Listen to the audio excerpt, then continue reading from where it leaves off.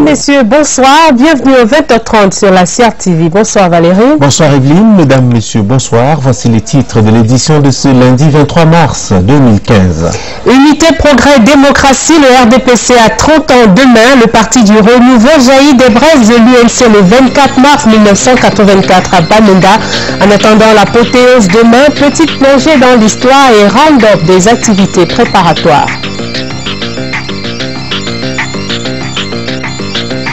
« 80 millions de francs CFA. Le Nord-Ouest se mobilise pour nos forces de défense. La collecte de fonds a eu lieu hier à Bamenda à l'initiative du Premier ministre Filémon Dian. Les fils et filles de cette région ont par ailleurs prié pour la paix au Cameroun. En sport, le 12e tour cycliste international du Cameroun s'est achevé hier. Le Camerounais Clovis Kamzon à Bossulo sort 20h. De bons points pour l'organisation, mais le tour cycliste du Cameroun doit encore séduire. Voilà pour les titres. Mesdames, Messieurs, une fois encore, bonsoir. Le Rassemblement démocratique du peuple camerounais aura 30 ans demain. Une série de manifestations se déroule à travers le pays pour marquer cet événement. À Yaoundé, le parti s'expose à travers déploiements photographiques et documentaires au Palais des Congrès de Yaoundé.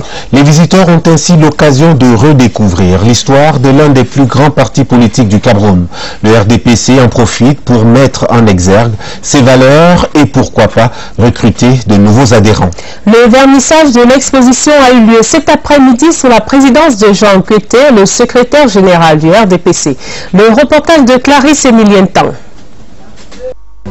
La visite débute en 1985 à Bamenda. L'UNC était alors restructuré et rebaptisé Rassemblement démocratique du peuple camerounais RDPC. Élu président national par acclamation à ce congrès fondateur, le président Paul Biya encourageait alors ses compatriotes à s'intéresser à la vie politique et à exprimer librement leurs idées. Au-delà de ce moment, le visiteur pourra se remémorer l'ensemble des grands rendez-vous du RDPC. Congrès ordinaire ou extraordinaire, le Conseil national du RDPC, le tout premier, au cours duquel le président national du RDPC invitait ses compatriotes à penser camerounais et uniquement camerounais. L'un des 6 tableaux qui composent l'exposition présente la présidente d'honneur du RDPC, Madame Chantal Biya, qui aux côtés de son illustre époux et à travers ses œuvres contribue activement à la vie du parti et au rayonnement de celui-ci. À découvrir aussi les figures marquantes du RDPC d'hier à aujourd'hui et le vibrant hommage rendu aux disparus. 30 années sont passées et des conditions idéales ont été créées pour l'épanouissement de la femme dans les sphères de décision. Sous la houlette de notre président national qui a été toujours constant vis-à-vis de la promotion de la femme, Dieu nous a envoyé notre présidente d'honneur qui nous soutient tous les jours sur tous les plans. Eh bien, vous avez vu les résultats, beaucoup d'activités organisées par nos maires, par nos sections. Nous avons plus confiance en nous. Autre temps d'arrêt digne d'intérêt, les images de la consolidation de la politique d'ouverture du RDPC et de la démocratie et cité en vrac, la remise symbolique de la terre de Bakassi au président national du RDPC, les méga-meetings de soutien et de déférence au président Paul Biya et nous sommes loin d'être exhaustifs. Le détour vaut la peine. Communion militante hier soir au Palais des Congrès de Yaoundé. Militants de base et cadres du parti ont renouvelé leur déférence au président national du RDPC. Paul Biya, le président national, l'incarnation du renouveau, a reçu l'hommage mérité pour avoir tenu le flambeau allumé malgré les turbulences. Chantal Biya, la présidente d'honneur de l'OFRDPC et les forces de défense ont été pareillement honorées. Une soirée récréative et culturelle aussi qui a mobilisé des centaines de militants. Une occasion de célébration malgré les quelques contraintes. Le reportage d'Adrien Babaïgué.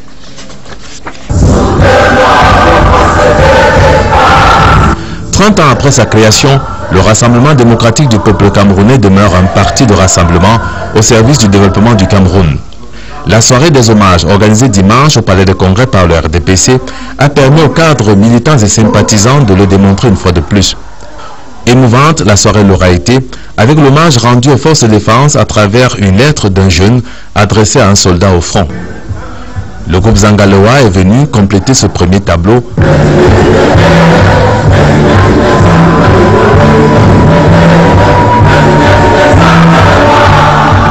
Captivante, les 2 autres tableaux l'auront été aussi.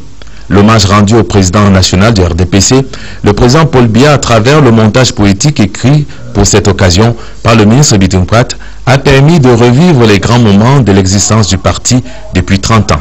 On retient ici que c'est grâce à la perspicacité du président Paul Biya que le parti a pu faire face à tous les défis. Et il est normal qu'après 30 ans de labeur, ayant construit ce parti qui a créé, qui a mis en place des idées fortes, que le président Biya soit reconnu et que son parti lui rende un hommage. Que notre président, entouré par la première dame, se sente soutenu pour pouvoir continuer et aller toujours plus loin. L'hommage rendu à la présidente d'honneur de l'UFR-DPC, la première dame Chantal Biya, est une marque de reconnaissance pour toutes les actions menées envers les femmes. Ce qui m'a impressionné, c'est la continuité. Ce que le président a dit en 1985, il reste constant. J'ai décliné la soirée, j'ai confirmé que mon parti, que le RDPC, il défend la paix. Un parti qui est derrière la jeunesse. Nous pensons que nous avançons inexorablement vers l'émergence, tel que le grand camarade nous l'a promis. Un bouquet de fleurs a été remis au secrétaire général du comité central, le vice-premier ministre Jean Kouété. 2 autres bouquets ont été adressés au couple présidentiel. Cette soirée d'hommage a été riche en sons et couleurs en attendant la célébration des 30 ans du RDPC ce mardi. Et si nous faisions un peu d'histoire, remontons, si vous le voulez bien, aux origines. Le 21 mars 1985, l'élite politique se retrouve dans le cadre du 4e congrès de l'Union nationale camerounaise, l'UNC. Et 3 jours plus tard, le 24 mars 1985, les travaux débouchent sur la naissance du Rassemblement démocratique du peuple camerounais, le RDPC. Les militants se donnent alors pour devise unité, progrès et démocratie. 30 ans plus tard, quelques témoins de l'histoire relatent le feuilleton de la naissance de ce parti à travers péripéties, obstacles et implantations. Évocation avec Florence Meke. Lorsque s'ouvre le congrès de Bamenda, la question qui brûle sur toutes les lèvres n'est pas de savoir si oui ou non l'UNC sera maintenue, mais plutôt de savoir quel nom portera la nouvelle formation politique qui va naître des cendres de l'UNC, parti créé par Amadou Ahidjo en 1966. Nous sommes allés au congrès de l'UNC.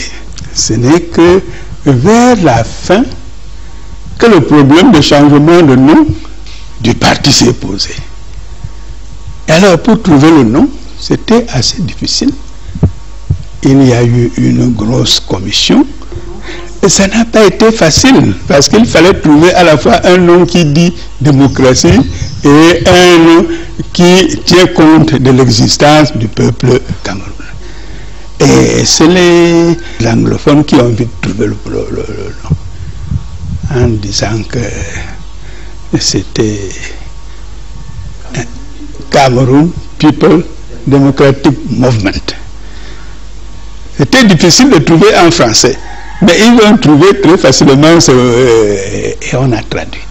Les travaux de Bamenda débouchent le 24 mars 1985 sur la création du Rassemblement démocratique du peuple camerounais dans une atmosphère empreinte d'incertitude. Une naissance qui fut assez heurtée puisque certaines personnes tenaient mordicus au parti unique que le président avait appelé dans une interview un parti monolithique. Il veut un parti qui rassemble toutes les énergies du Cameroun. Et le 24 mars donc, naît à Bamenda le Rassemblement démocratique. Un rassemblement. On rassemble, on unifie, on fédère. Démocratique. C'est très important, cette épithète, dans la mesure où on retourne à la démocratie qui existait déjà auparavant. En 30 ans, le RDPC a su fructifier ses talents. À Bamenda, le président Paul Biya s'était engagé à promouvoir l'unité, le progrès et la démocratie dans un Cameroun en paix. Il y a des réussites. La démocratisation a évolué. La liberté aussi. il y a encore des choses à parfaire. Aucun parti politique n'a été ostracisé, banni, jeté aux orties, parce que le RDPC est un parti qui rassemble. Malgré les critiques de ses adversaires, le RDPC reste à l'ouvrage. Le président national, soutenu par ses militants, a su garder le cap et conserver le pouvoir. Reparlons du lancement de ces 30 ans du RDPC dans la région de l'extrême nord à Maroua. Les manifestations ont donné lieu à un service œcuménique fait d'intentions de prière particulières. Des moments de recueillement doublés de témoignages poignants sur la vie des communautés depuis le déclenchement de la guerre contre Boko Haram. Et la cérémonie de Maroua a suscité bien évidemment des réactions montrant que les populations saluent cette initiative du comité central du RDPC. Voici le reportage de Séverin Alégambélé, envoyé spécial. La place des fêtes de Maroua, au prolongement de l'avenue des banques, en ce jour de lancement officiel des manifestations et activités marquant le 30e anniversaire du Rassemblement démocratique du peuple camerounais. Un jour de forte mobilisation populaire, malgré la chaleur et la sobriété qu'on a bien voulu donner à cet événement chargé de symboles.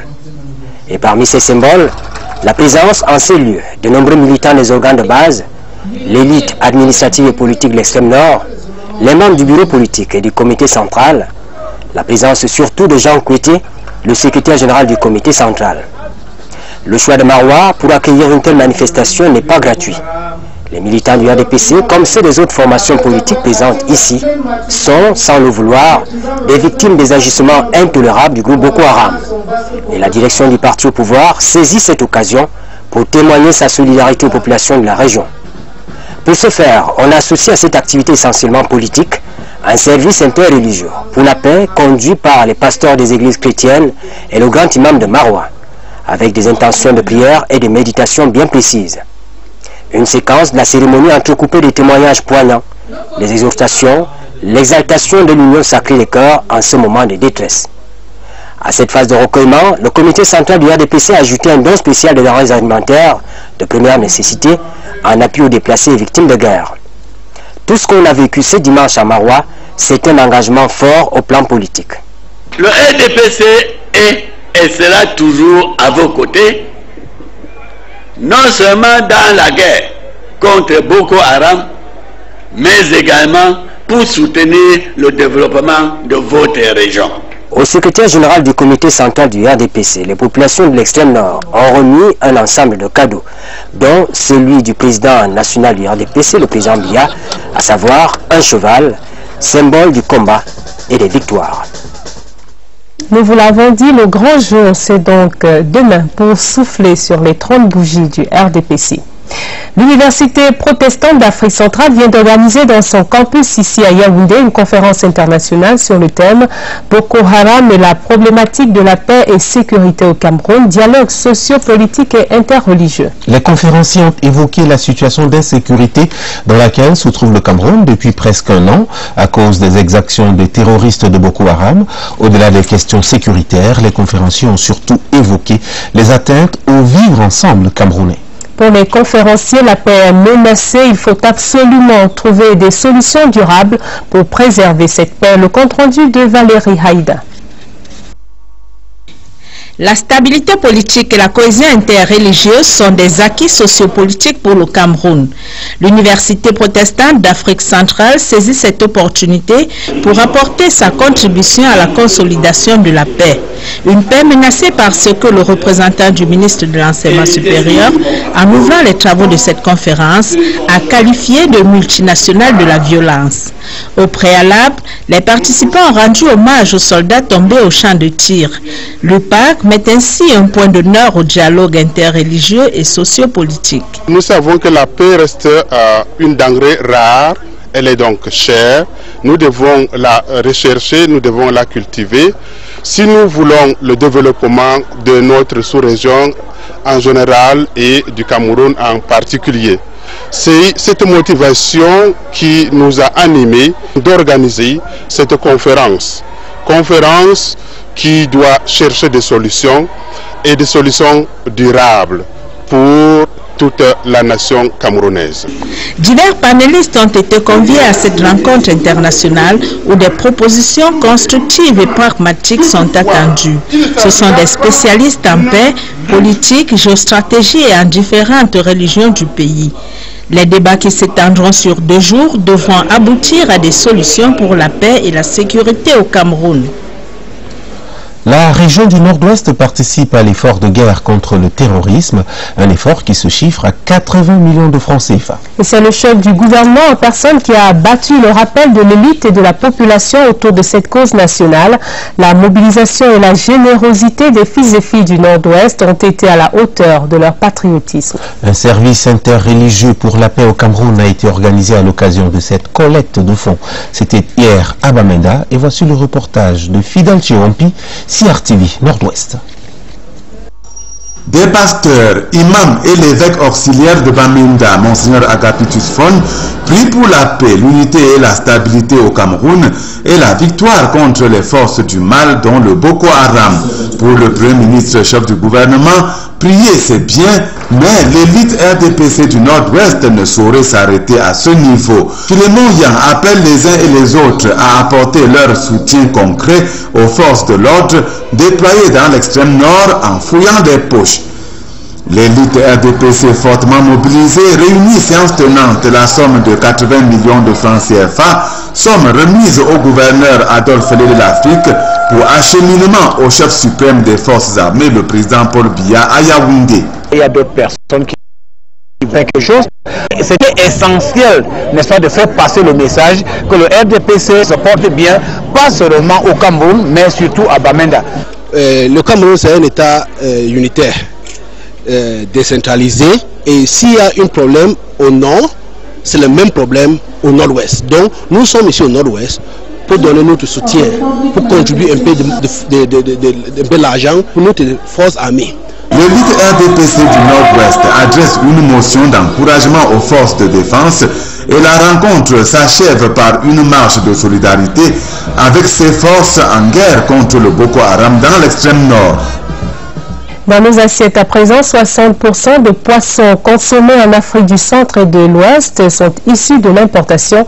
La faute à une production plutôt faible, d'où la nécessité d'explorer de nouvelles pratiques piscicoles. Le secteur piscicole souffre actuellement de la rareté des semences, du coût élevé des aliments et des techniques d'élevage plutôt archaïques. Le Conseil ouest et centrafricain pour la recherche et le développement agricole propose des solutions. Le Conseil a dévoilé des techniques innovantes à l'occasion de l'ouverture aujourd'hui à Yaoundé d'un atelier de revue et de planification du projet des systèmes piscicoles extensifs. Le compte rendu de Daniel Menanga. En Afrique de l'Ouest et du Centre, consommer du poisson coûte encore cher. Selon les experts, la denrée constitue 60% des importations. Le Bénin, la Côte d'Ivoire et le Cameroun en synergie pour inverser la tendance. Lorsque les pisciculteurs enlèvent les géniteurs 40 jours après la mise en charge, ils ont une production d'alevin de 10 fois plus que quand ils laissent les géniteurs dans les étangs après la reproduction. 3 ans que le Conseil ouest et centrafricain pour la recherche et le développement agricole, CORAF, explore les voies d'intensification écologique des systèmes piscicoles extensifs. L'expérience du CPX va nous permettre à la fois aux pisciculteurs ivoiriens de partager les expériences acquises en Côte d'Ivoire, au Bénin et au Cameroun et vice-versa par rapport aux autres pays. En Côte d'Ivoire, au Bénin comme au Cameroun, les techniques d'élevage, la semence, l'aliment constituent encore un frein au développement de la pisciculture. Les pratiques que font les pisciculteurs, nous essayons avec eux de définir les contraintes ensemble et d'implémenter ce que nous connaissons avec eux. Les experts du projet disent pouvoir améliorer de 3 fois plus la production piscicole actuelle, de réduire les importations de poissons et dans la foulée, intéresser plus de personnes à la culture du poisson.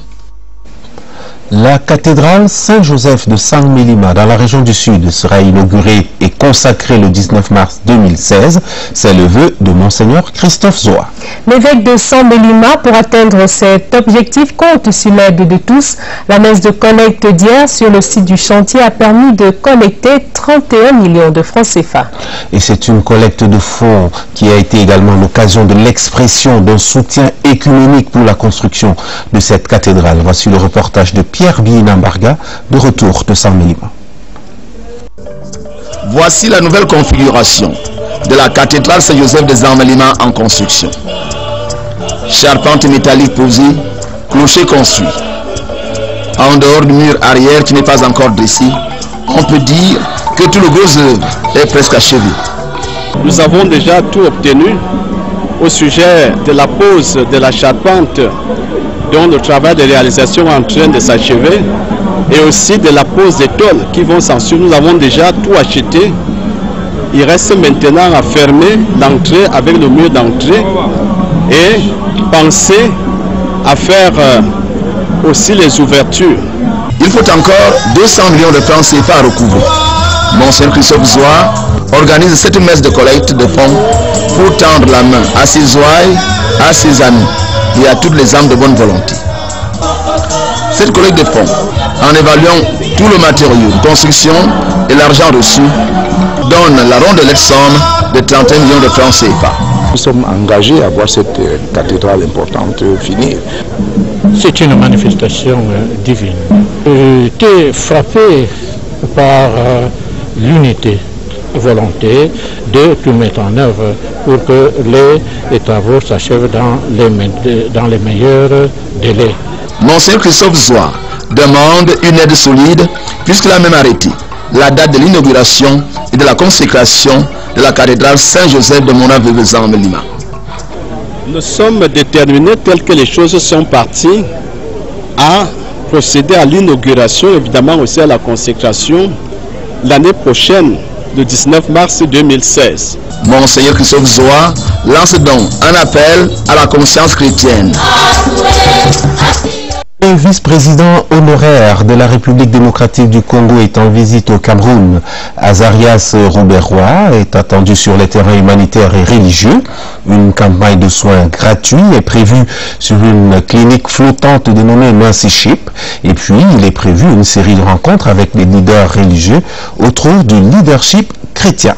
Pour dérouler plus en détail son programme de 4 jours de visite au Cameroun, le vice-président honoraire de la République démocratique du Congo a rencontré les journalistes ce matin.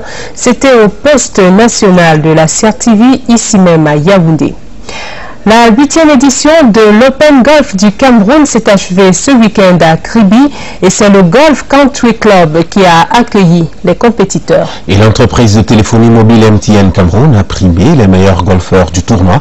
200 golfeurs venus du monde qui convoitaient la petite boule blanche. Voici le reportage de Dieudonné Noira de CRTV Littoral. C'est dans la joie, l'allégresse, dans une ambiance bon enfant, que s'est achevée ici à Kribi la 8e édition Open de golf au Kribi Golf Country Club, sponsorisé par MTN Cameroun. Pendant une semaine, environ 200 golfeurs professionnels, amateurs, débutants et juniors, venus du Cameroun et d'autres pays du continent africain, se sont rivalisés d'adresse sur ce terrain de 40 hectares. Chacun un parcours de 9 tours avec 18 départs. Les golfeurs se sont bien exprimés, ils ont joué dans les règles, dans la bonne harmonie, dans la bonne cohérence et c'est l'objectif du golf. La participation était massive. Et à la fin, beaucoup ont été primés par MTN Cameroun, notamment des packs 3G+, et une tombola pour les non-participants. Je pense qu'il faut encourager MTN à aller continuer dans ce sens et que nous ayons encore d'autres tournois à l'avenir. Merci à MTN. Merci de faire évoluer le golf au Cameroun. Le tournoi était très bien organisé et MTN a bien sponsorisé notre club. Pour MTN Cameroun, soutenir le golf depuis tant d'années, au moins 3 compétitions par an, revient à créer une plateforme d'échange, de rencontres avec ses abonnés privilégiés à travers le sport. La 8e édition, le premier tournoi de l'année 2015, était placé sous le signe de la MTN 3G+.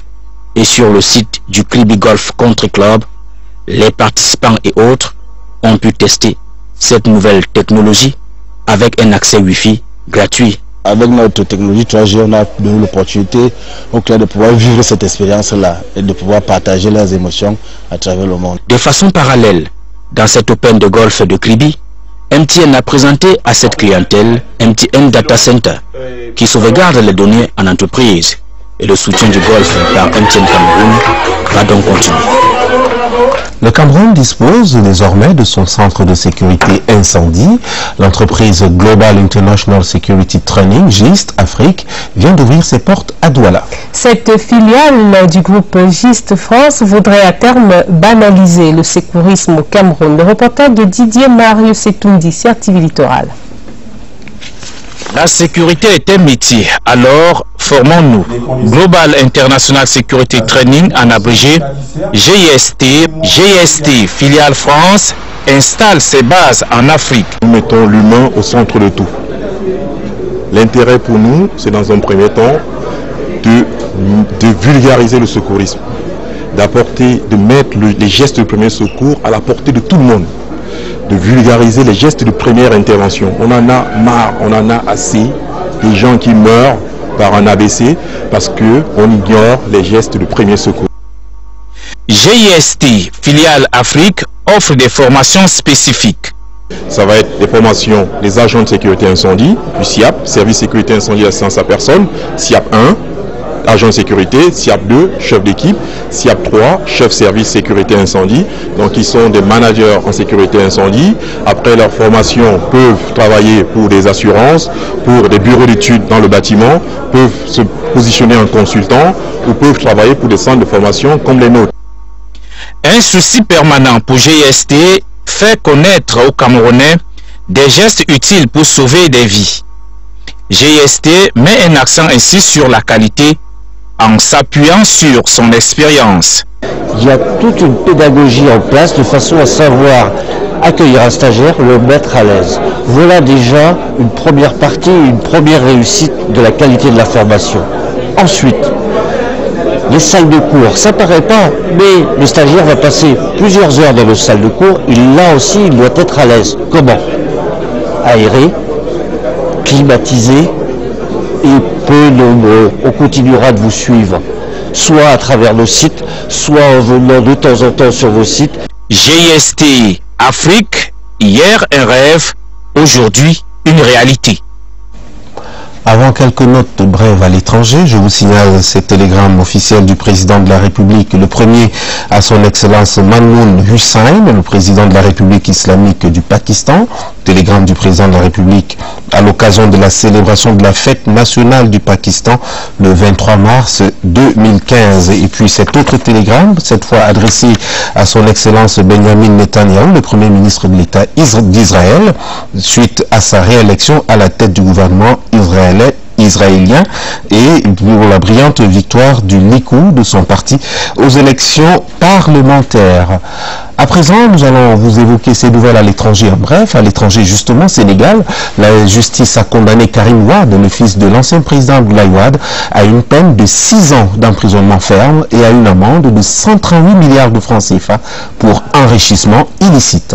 Quant à ses co-accusés, ils écopent eux aussi de lourdes peines, 5 ans de prison et de fortes amendes. 2 d'entre eux sont néanmoins innocentés et obtiennent une relaxe en signe de protestation contre la violation de ses droits. Karim Wade n'était pas dans le box des accusés. Il faut savoir que samedi dernier, Karim Wade avait été désigné candidat à la prochaine présidentielle par les militants du parti de son père.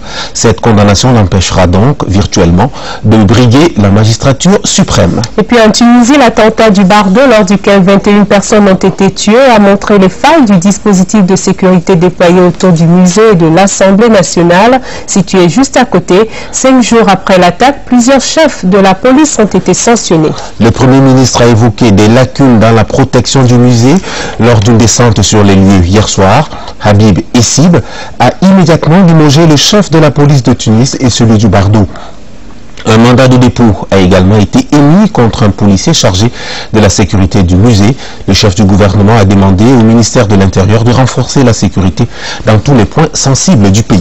Et nous allons au sport, Valérie, pour parler du 12e Tour cycliste international du Cameroun. Le Camerounais Clovis Kamzon à Bossolo a séduit la petite reine. Il a dominé la compétition, arborant le maillot jaune du départ à l'arrivée de la course. En 9 jours de compétition, 998 km de distance a été parcouru en 8 étapes par près de 80 coureurs. En tout, 7 pays d'Afrique et d'Europe ont participé à cette compétition. Mais si le défi de l'organisation a été relevé, le Tour du Cameroun doit être plus attractif encore pour séduire, pourquoi pas, les plus grands coureurs du monde.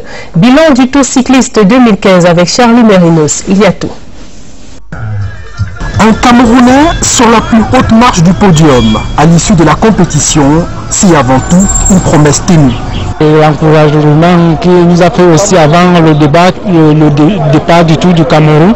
C'est pour ça que je lui ai donné ce maillot encore pour qu'il puisse encore continuer à nous encourager comme il le fait d'habitude. Pour être érigé en héros national, il lui a fallu juste 2 victoires d'étape sur l'ensemble du Tour et beaucoup de combativité. Je suis très heureux parce qu'au départ, les enfants avaient suivi nos consignes et tous les jours, ils ont appliqué la tactique en place par l'encadrement technique. Vous avez vu, nous avons travaillé en synergie, la création technique, l'encadrement technique. Grâce à ce maillot jaune, le Cameroun termine premier au classement général. Il est secondé du Burkina Faso et du Rwanda. Pour les autres récompenses, le Slovaque Arin Martin détient le titre du meilleur grimpeur. Le Rwandais Kamera Akuzimana est le meilleur au classement des jeunes. Et son équipe, c'est-à-dire celle du Rwanda, est la plus performante de la compétition. Tout cela, c'est le fruit d'une compétitivité qui a su séduire le jury. Sportivement, rien à dire, le meilleur a gagné, la meilleure équipe a gagné. L'organisation, je suis enchanté de ce qui s'est passé à l'étape de Douala, le circuit final de 7 km qui a été parcouru 7 fois par les coureurs. Ça, c'est une grande première au Tour du Cameroun et je pense que c'est une grande première réussie, très réussie. Il y avait un engouement populaire certain, il y a beaucoup de monde. Les services de police de Douala ont fait un travail remarquable. Des 2 équipes alignées au départ du Tour, chacune fait son propre bilan. On voulait gagner les maillots, mais comme on n'a pas eu ça, on est en deuxième au général, donc on est satisfait. Je suis très satisfait et on a également notre ex-maillot blanc qui devient 2e du classement général du maillot blanc et le maillot de la montagne a conforté sa 2e place. Donc c'est quand même un résultat qui est réjouissant pour nous. On pourrait espérer d'avoir gagné une étape, mais ce n'est pas le cas. Alors, nous avons le maillot à poids, nous avons quelques places d'honneur, mais en fait, ce n'est pas suffisant. L'expérience acquise, ça va le permettre à bien compétir, second tour nommé ou notre tour qui sera organisé au mois de juin prochain. Une organisation somme toute réussie ayant beaucoup de tests pour le nouveau bureau de la fédération. C'est un challenge réussi pour toute la fédération. Je suis peut-être la tête, mais vous savez, derrière une forte équipe qui travaille avec moi, je dois dire merci à ces personnes et ces femmes qui ont souvent délaissé leur domicile pour venir donner un peu de leur expérience professionnelle à l'organisation de tout Tour du Cameroun. Le Tour du Cameroun 2015 s'achève donc avec beaucoup de satisfaction. Unité, progrès et démocratie, le RDPC a 30 ans demain. Les militants de ce parti se donnent rendez-vous pour souffler sur les 30 bougies de leur parti. Nous allons vous en rendre compte demain dans notre édition. D'ici là, mesdames et messieurs, vous restez sur le programme de SRTV. Bonsoir et merci de votre bien attention. Bonsoir Olivier. Bonsoir Valérie, mesdames et messieurs, merci de rester sur notre antenne.